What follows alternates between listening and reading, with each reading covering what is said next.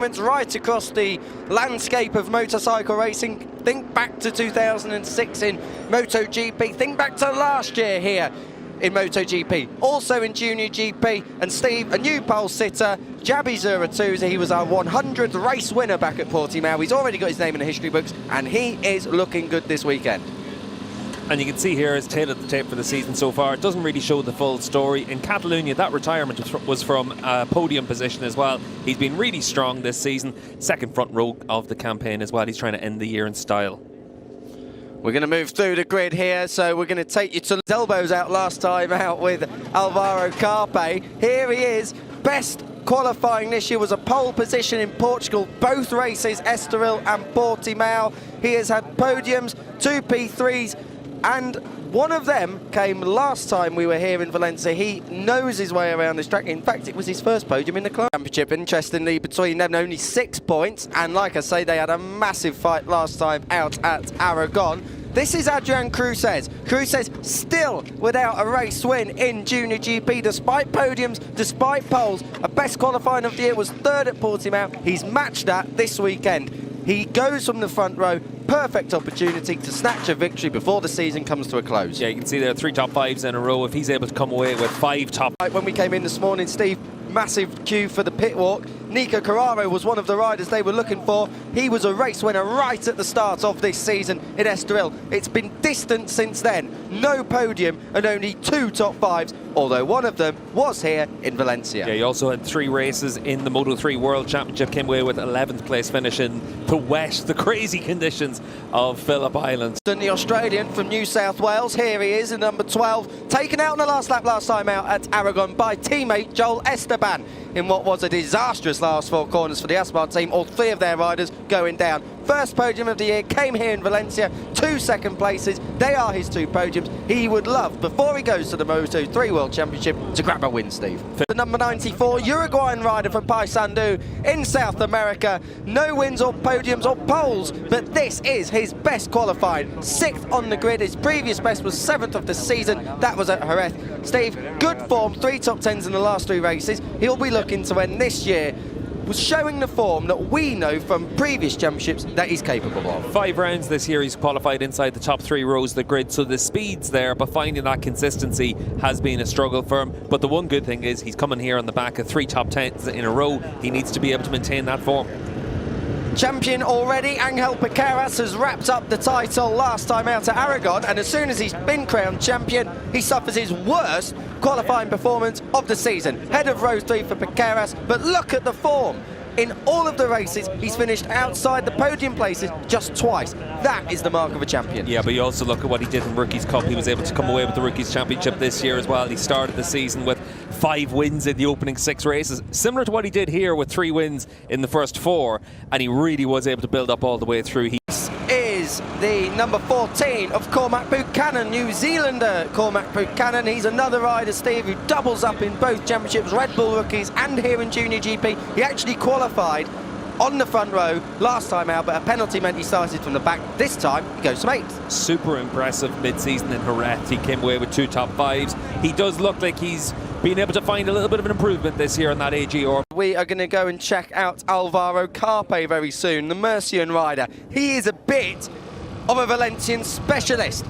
His first podium of the season, the first podium in this class, came here, and his best result in his debut year last year also came here, although it was 16th then. 3 podiums in 2023, no win, no 2 second places, 1 third, 5th last time out at Aragon. And in Estoril, the opening race of the year, he was disqualified from a podium, so if you put a P3 in that, you see just how strong he was all the way through the season. Only 1 retirement this year, and that was in race 2 in Catalonia. Other than that, he's been between 5th and 10th pretty much all the way through the campaign. He's been very consistent. He's done a good job this season, and for Carpe, he's just another one of those long list of riders coming through Murcia that's got that talent. Carpe's 3rd in the championship, 6 points adrift of Lanetta. Lanetta goes from 2nd, Carpe from 9th. Head of row 4, Alessandro Morosi. 39 points this year, only 15th in the championship standings, but back in the top 10 on the grid, looking to get back in the top 6 overall. His best result of the year. Showing those end of season results. Eddie O'Shea will go from 12th place. Now, his best qualifying of this year and indeed of his career was Jerez earlier in the year. He hasn't quite matched the podium he achieved at Jerez last year, but he has been a consistent force inside them top 6, top 5 places. Podium potential for sure, but he's got work to do from the from the back of row 4. Yeah, and for Eddie, it's one of those situations, turned 17 a couple of weeks ago, and it is now for him really to make that step as that talent team rider.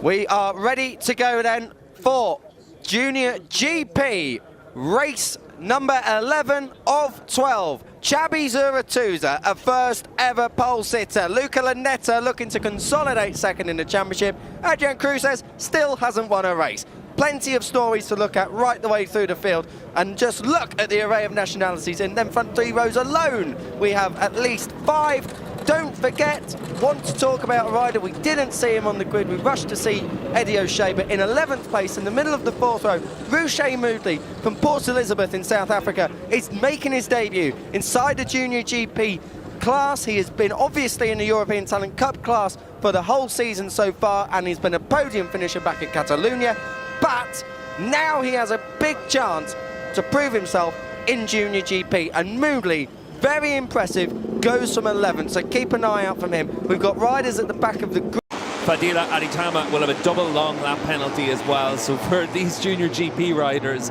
as always, Kiko, there's a fair bit of action that's going to be coming all the way through this race. We're into the warm-up lap then. Steve, talk out up to the Moto3 World Championship at the end of all of this. He could be going on, leaving his legacy and his mark for many seasons to come. Yeah, so many times we see it where that Estrella Galicia team, the Mondial competition team, do such a good job. They're able to develop riders all the way through, especially here in Junior GP. They are the reference team, but for the riders that come through, they then also need to be able to show that maybe in this class they're not really able to show their full potential, just because some of the teams a little bit weaker than that Estrella Galicia team. Steve, just before we go lights out, prediction?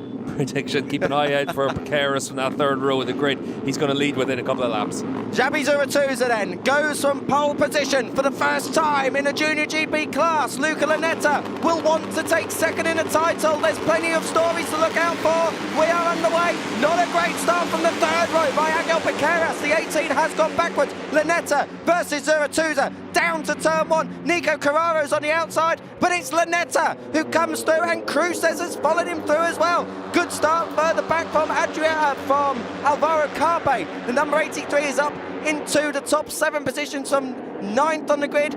Looking on the inside is Jacob Wilson as they come through turn 2. Couple of collisions further back. That looked like it was Eddie O'Shea who's gone backwards, but out front, Adrian Cruces with a dream start, and he's ahead of Nico Carraro through the first few corners, and out wide, Estrella Galicia machine. Was it Piqueras? Or was it was Piqueras, because Yambias is up there in 6th. Yeah, and a little bit further back, we saw Morossi at turn 1. He was the number 19 that ran out wide. Track limits, obviously something we're going to have to keep an eye on all the way through this race. Morossi, you can see there, he's recovered well. He's up into 6th and about to dive down the inside of Yambias to take 5th. He doesn't get it on the brakes this time round. This is turn 8 through here, long left-hander, then through the chicane, through left and right here. Cruces has bolted at the front already. Lanetta, good jump from him, did get the whole shot. I think he was a bit late on the brakes into turn 1 and has slipped back to 3rd right now. Yambias is being punted along by Morossi. Just behind him is Carpe, who made a good getaway but has settled back down in 8th place, just 1 place up from where he was, and in 9th place at the moment, Cormac Buchanan. So the 8th and 9th on the grid have swapped places in the race so far. As we come to the end of lap 1 then, 17 laps to go. Do not think it's going to stay like this, because it absolutely is not.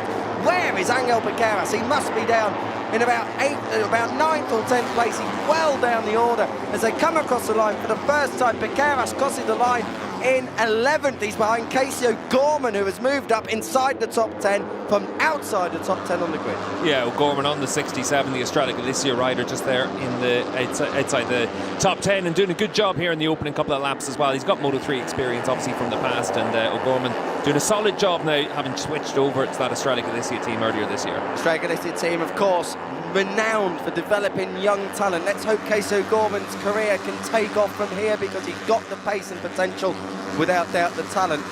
We are just... Oh, Nico Carraro is running the back there of Cruces on the exit of turn 5. few places around here it's key for overtaking. Turn 1, turn 2, down the end of this back straight, and then try and make a move into that final sector as well. So you can catch people in the wrong places and then have to shut off. That's what we saw Cruces have to do. Don't forget as well that Valencia, it is a difficult place to pass, and generally if you do make the pass, there isn't an opportunity for the rider to answer back, because no corner really leads in the opposite direction to the other. We just got another rider taking a long lap penalty. Didn't quite see who that was. They're just coming back on now. Might have been Rossi. I think it could have been. Well, you've got Joel Esteban up there in the back end of the lead group also having to take one. So we've got plenty of riders that will have to take them in the first 5 laps. So we'll see that the order is going to shake itself out pretty soon, just to give us everyone taking those penalties. Coming to the end of lap 2 then, Cruces leading well on the Finetwork Mir Racing Team KTM. He switched over from Cuna de Campeones earlier this year, and he's been a star really ever since. He was looking at a podium last time out at Aragon. Carraro second, third place for Lunetta. Zuratuzzi a poleman fourth. Wilson holds fifth on the grid. He's fifth in the race. Sixth now is Carpe as they move through. Yes, Ralston is going through on the inside of Zuratuzzi, and so is Carpe. In fact, Carpe is going to take both of them. Yes, he is. I was just about to say we're not seeing too much overtaking. I was obviously wrong. Oh, through comes Ralston again. That's for P4. But we've not had a lot of track time, Steve. So these guys, this is exploration work as much as anything. I was going to say, look, keep yourself calm. It's a Moto3 race here at Valencia, 17 laps. There's going to be overtaking. There's going to be action all the way through.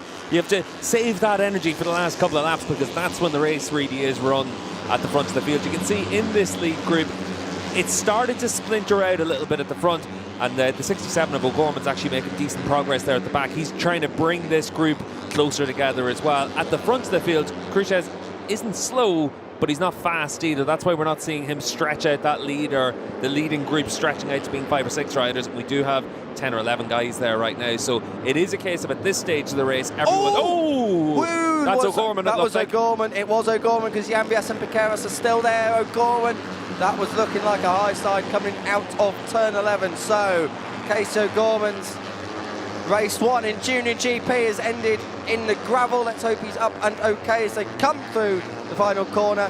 Cruces leading ahead of Nico Carraro. Don't forget, Carraro had good pace here back in May. Carraro was one of the riders right in the lead group until about 3/4 race distance, and then he dropped off. But don't expect him to do that this time around. Carraro's a matured rider right the way through the year. This is the best season we've seen from him.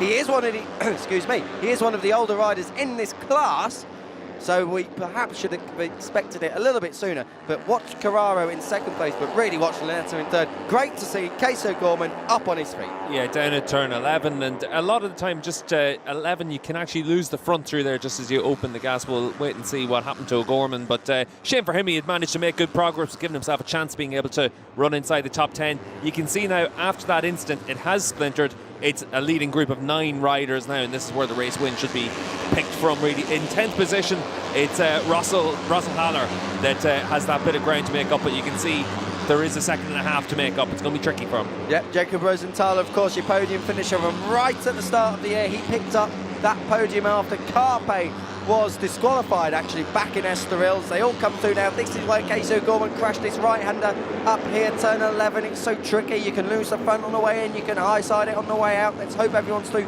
cleanly this time.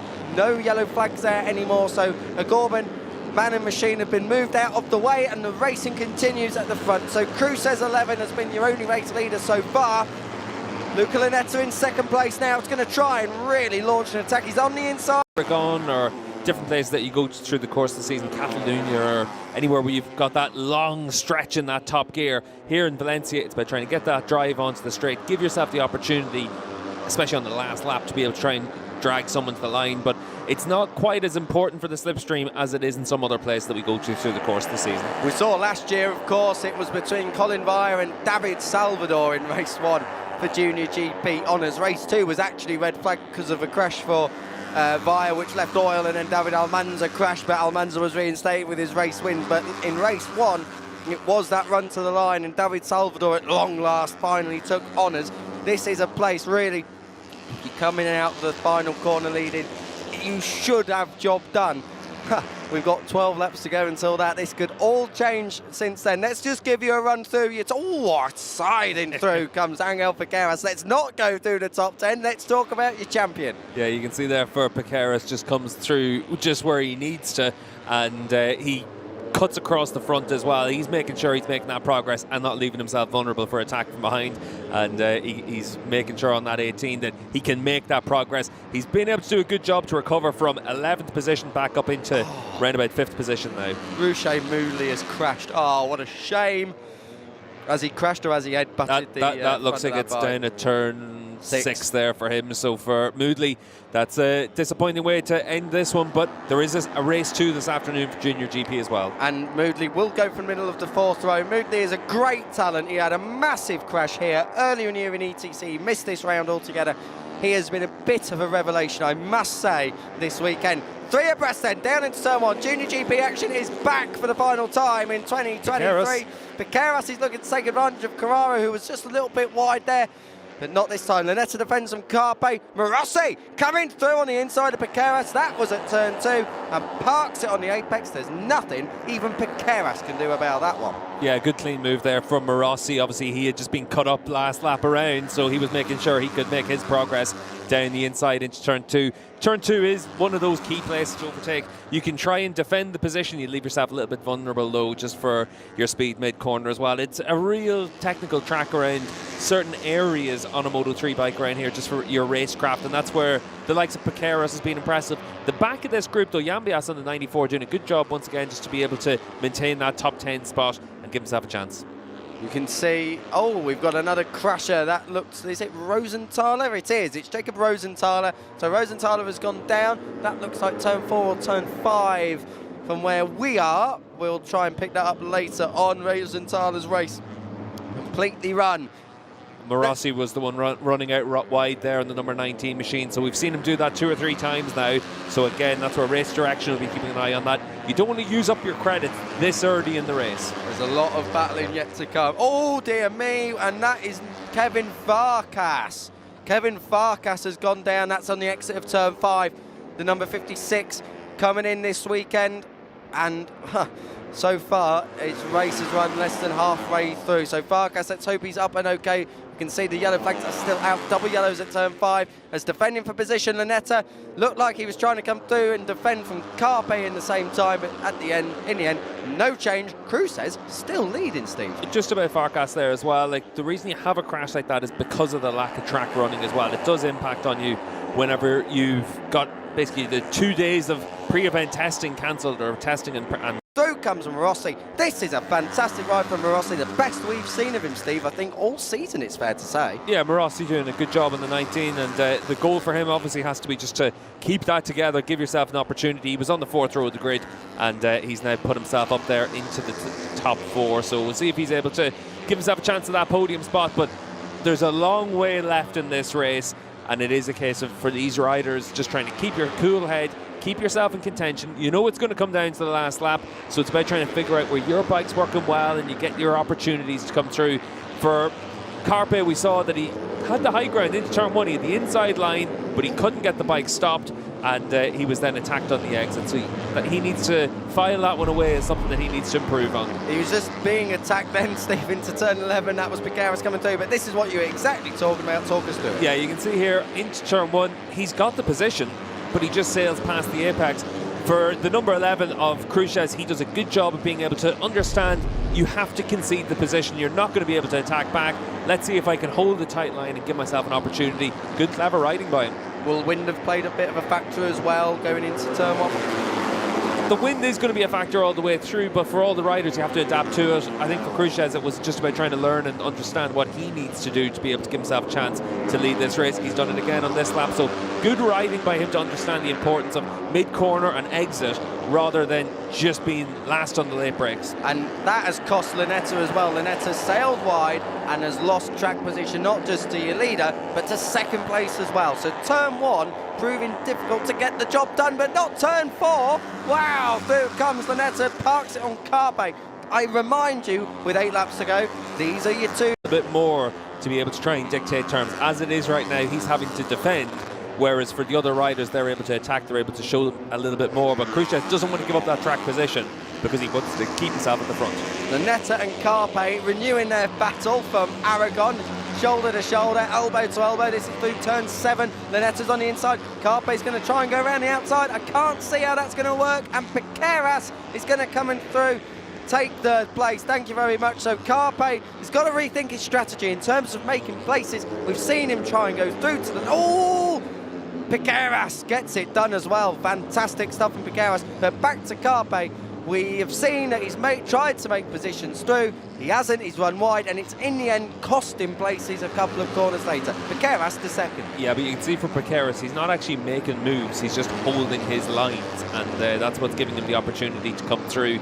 He's got that raw speed all the way through the season. You can see there for Lunetta, able to get down the inside. You do that into that last corner. It's one of those places where, particularly at this stage of the race, there's no point to defend it. Leave the door open. For Piqueras, he knows he's going to get more opportunities. For Carpe, though, on that 83 machine, it is about trying to make the moves, but make them clean. He's not quite fast enough to actually make the move and take advantage of it. He's having to pass on the limit. We'll see if into turn 2 he's able to give himself an opportunity. You can see, though, for Lunetta, able to defend that well. And Piqueras has gone through into the lead. Piqueras, your race leader, then ahead of Cruces, and crucially, Piqueras made that stick. Lunetta's coming through on Cruces 2 as well. Morossi is in 4th. He's waiting to take advantage of the number 11. Everyone needs to come through now, though, because Piqueras has the speed to be able to pull away. He's able to make the move into turn 1 because all the way through this race, we haven't seen him run wide. We haven't seen him run in too deep into a corner. He's able to get the bike stopped and hit his apex. Everyone else, when they were trying to attack Cruces, ran in a little bit wide. Now we'll see if the number 11 actually has something to be able to attack back. Don't forget as well, the 18 of Piqueras coming from his worst qualifying of the year at the head of row 3, 7th place. And he's just biding his time. He's come through to lead, and he's looking very comfortable doing so. Cruces going to launch half an attack. He's going to... Whoa, I thought he was going to push his competitor out wide there. Lunetta just about closing the door. Lunetta also has what seems to me good pace. That Piqueras hasn't escaped yet, but you feel like, oh, that's a shame. Cormac Buchanan, the New Zealander, that's on the exit, I think, of turn 6 by the looks of it. So Buchanan can be a race leader. Yeah, double long lap penalty for Joel as well in this race, so he's done a good job to be able to give himself a chance, being able to get himself up to that lead group. He's still got a second to bridge, so he's not going to be able to do that unless everyone starts taking spots off each other. That's what we're seeing here with Carpe, though, and that's opening up a little bit of a gap now for Lunetta on the 58 machine, just to have a bit of breathing room behind him. He can focus on the riders in front of him, Piqueras and Cruces. As it is, though, the key overtaking opportunities, they haven't changed. It's still the end of this straight. It's into the next right-hander. It's into the last corner and the first corner. So we'll know with 2 laps to go if anyone's got a bit of speed to be able to give themselves an advantage. But realistically, this is going right down to the last corner. One disadvantage perhaps for Cruces is that he hasn't been able to have a long look at anyone else and where they're strong, Steve. He's been out front, and he's been the one who's being studied by the likes of Piqueras and Lunetta and Carpe. Is that going to be a disadvantage in the closing stages? Well, the one thing about it is, well, he's taking defensive lines. Maybe at the end of the race, that's whenever we'll see that he takes the wider sweeping lines to carry that speed and use his speed to stay at the front. You can see there 3 abreast into the left-hander at the end of the lap. Piqueras, smart riding there just to concede that. You've still got 2 laps. P4 is not bad right now. You're well placed. But at the front of the field, Cruces has done a really good job of keeping a cool head every time he's being attacked. Is that going to be the difference between winning and losing this race? But everyone now starting to give themselves that chance to rev it up a little bit more. Give yourself a little bit more speed to try and hit the front. And Zeratuza on the 85, he's had a very quiet race. He's now starting to make his progress, the pole sitter. He is, and Lunetta's still trying to battle through on Carpe. He needs to have been at war since Aragon, and they're still at it. Piqueras through into 3rd place. That's a good move from the local rider. Valencian, of course, for Piqueras. It's a shame he didn't win the title here in front of his own crowd. Yeah, fastest lap of the race. Last time, my personal best for Joel Esteban as well. So he's trying to really bridge that gap. He's got it under a second. but he does need more fighting to happen in front of him, because Nico Carrera there on the number 10 machine, he just set his personal best as well. That's why he's giving himself an opportunity to move into the top 5 spots as well. 02's having a little look on the inside of Carpe, but not this time. I tell you what, Cruces is putting in a couple of Super Bowl laps here. I think this is when the pin has been pulled. This is when he's going for broke, the number 11. He's trying his best. It's the biggest distance we'd actually seen in that middle sector, more or less all race. And Cruces, if he's out front on his own, could be very strong, but Lanetta's got the magnets on. Yeah, Piqueras needs to make a move into the last corner, and then you've got an opportunity to try and attack into turn 1 as well. So the number 18 needs to hold that tight line on the run into the last corner. He's gone wide, so he knew that that line had been sealed off for an attack, so he now needs to use that slipstream down in towards turn 1. You run out of time very quickly around Valencia. It's a short lap around here, and for Piqueras, the podium, it's not enough for him. He wants that race victory. Last lap time then. Cruces leads onto the final 4 kilometres of the race. Lanetta second, coming through, not this time, Zuratouza. Had a look at turn 1. Piqueras has that tight line through turn 1. It's going to set something up for 2. Piqueras does have the tight line. He's up into second. Carpe from 4th up into second place. Marvellous move. So that's up into second at the doing corner. Now, this is what Cruces needed. He needs to do the Super Bowl style lap, and he needs the battling behind, and he's getting that. Piqueras swaps places again with Carpe, who strikes straight back at him at turn 5. So Carpe knows he's third in the championship at the moment. He needs to beat Lanetta by 6 points or more to grab that going into race 2. Lanetta knows that. These three are absolutely swapping paint, but out front, it's purple rain so far from Adrian Cruces. He's out front and trying his best to pull away. Carpe's going with him. Carpe and Cruces, I remind you, have never won a race. Neither is the rider in 3rd place now. Luca Lanetta. Piqueras is sitting in 4th, but he's going to come under attack. Steve, it's going to be the last corner for sure. Yeah, but you've seen Lanetta make a mistake there. That's handed the race victory to Cruces. He's going to take his first Junior GP race victory, but Carpe's done a good job to be able to give himself a chance of winning this one as well. Final 2 corners. We're going up the hill now, over the rise, turn 13. Alvaro Carpe is fishing for victory. Will he go on the inside? Will he let the brakes off? Yes, he does. He goes wide. Cruces cuts it back under him. Piqueras and Zuratouza are swapping places for 3rd. But Adrian Cruces, podium last time out, winner across the line in Valencia.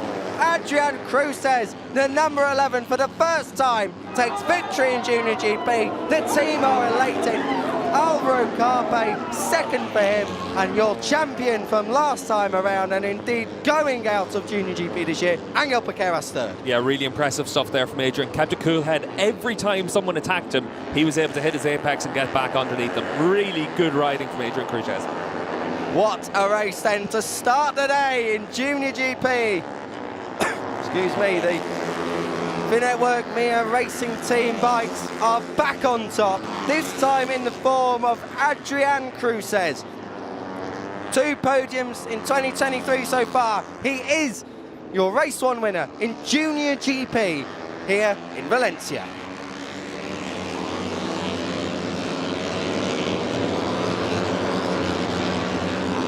Marvellous stuff indeed. Second for Carpe. Third, Piqueras. Outside the podium, poleman Xabi Zuratouza ahead of Nico Carraro, Luca Lanetta. That mistake at turn 11, in the end costing him. He looked like he had at least a podium, but he just got a bit excited up into that tight hairpin at turn 11. And Lanetta having to settle for 6th place, but he will go from the front row and he will be box office in race 2 later on. Ride of the day, Joel Esteban, 7th position, fantastic, from 27th on the grid, a marvellous effort from him. 8th for Alessandro Morossi, who in the end just faded away ever so slightly. Facundo Yambias taking 10th place, and in 9th was Jacob Wilson. Wilson, very unfortunate at that stage, just got pushed around a little bit. Outside of that top 10, we have Eddie O'Shea, the top of the junior talent team. 12th for Leo Ramersdorfer, 13th for Ari Araditama, Kataru Chiumi back in at points in 14th, and Noah Detweiler from the pit lane in 15th place to 9. Tie rider Tachiko Mbawadri. But the scenes of celebration are clear for all to see down in pit lane as Adrian Cruces is back to his best. He was a winner in the European Talent Cup 2 years ago. That victory, though, came at Aragon.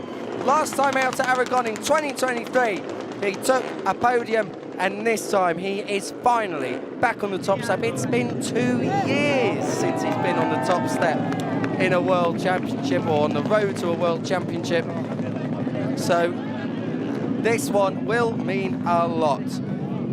All the team there, down there, ready and waiting to celebrate with him. Cruz says another winner in Junior GP. That's the 7th different winner of the 2023 Finetwork FIM Junior GP World Championship season. Carpe, I remind you, 2nd and denied a victory again. 3rd for Angel Piqueras, who takes another podium in what has been a season full of highlights. But what about it? What a race. Of course, right across all of the paddocks and all of the classes here in Junior GP. And you can get all the behind-the-scenes latest content wherever you get your social media, across YouTube, X, formerly Twitter, of course, Facebook, and many, many more. Don't forget Instagram. Angel Piqueras 3rd, taking the plaudits from Alvaro Carpe. Carpe, like I said in the race, a bit of a Valencia specialist.